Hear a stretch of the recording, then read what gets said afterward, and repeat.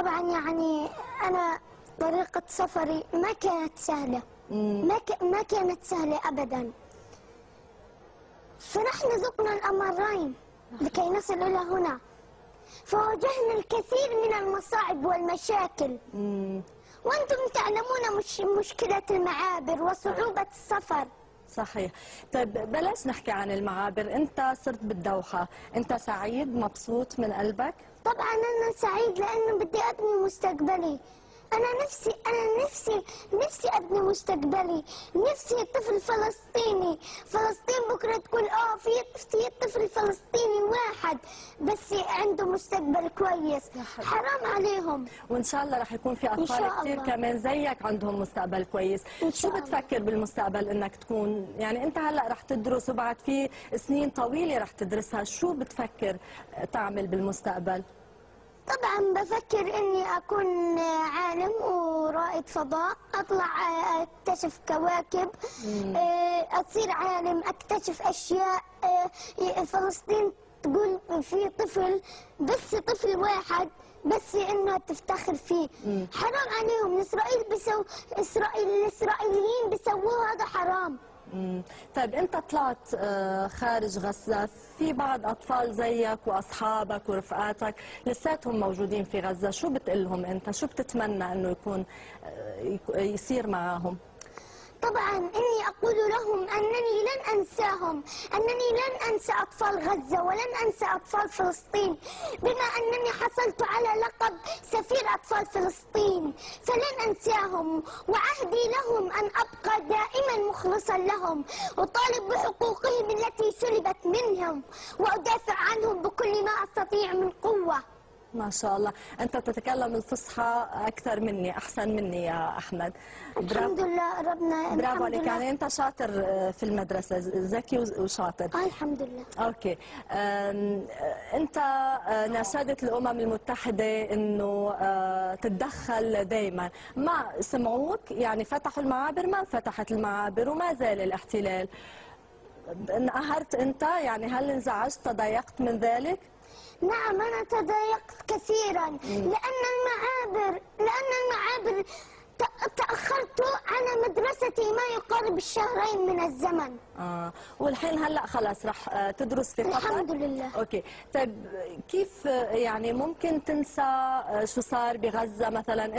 انت تدرس الآن في غزة، في الدوحة، وستتابع دراستك بالدوحة، وممكن تنسى كل أصحابك وكل اللي صار معك، كيف ممكن تقول لهم انه انت ما رح تنساهم؟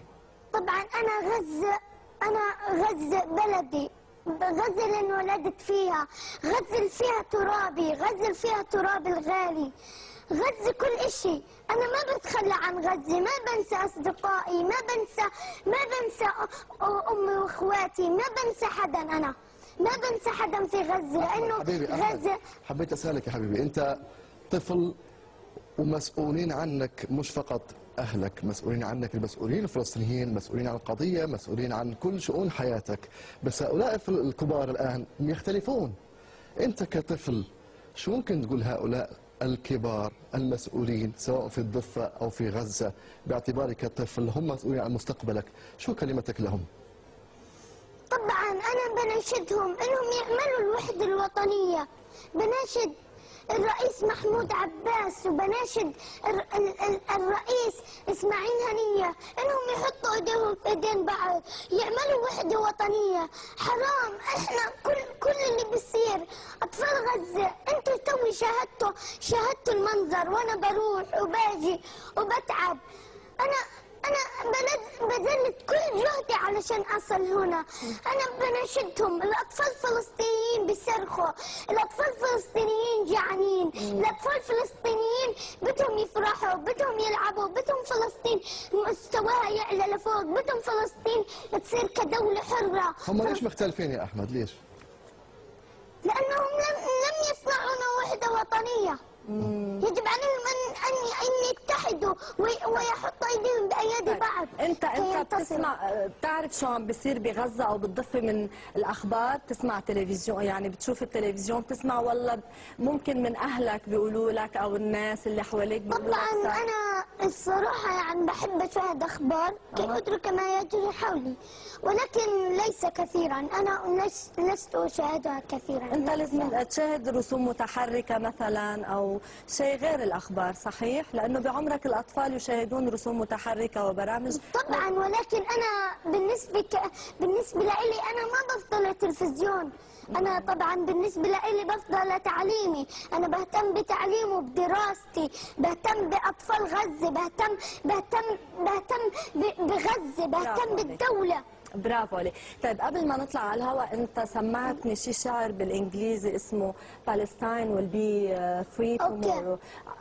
خليهم يسمعوا هيك بشكل واضح، الناس اللي ما بيعرفوا عربي حتى كمان يفهموا عليك. من كلماتك يا أحمد؟ طبعا لا. يلا حبيبي قول. Palestine tomorrow will be free.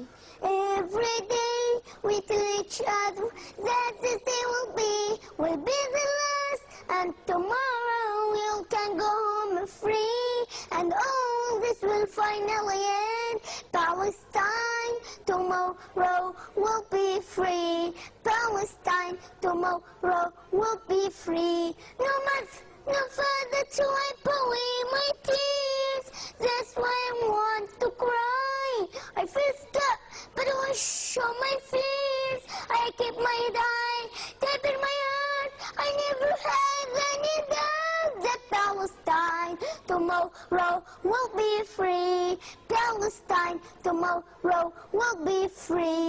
I see these rockets at once shining in the sky like drops of rain in the sunlight, taking away everyone dear to my heart, destroying my dreams in a blink. What happened to our human rights? What happened to the sanctity of life and all those other lies?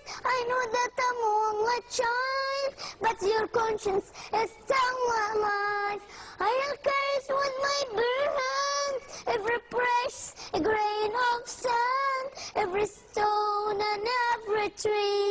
'Cause no matter what they do, they can never hurt you. 'Cause your soul will always be free. يكفي حبيبي، بس حبيت أقول لك شيء. أنا كمذيع صحفي قضيت 15 سنة في التلفزيون، هذا أهم لقاء حضرته في استوديو في حياتي. أشكرك. طيب وإن شاء الله فلسطين رح تكون حرة في يوم من الأيام مثل ما بتتمنى. هاي صورتك ورا وأنت صرت كثير مشهور يا أحمد. أوكي يعطيك العافية. بالتوفيق حبيبي، بالتوفيق. لكم التعليق.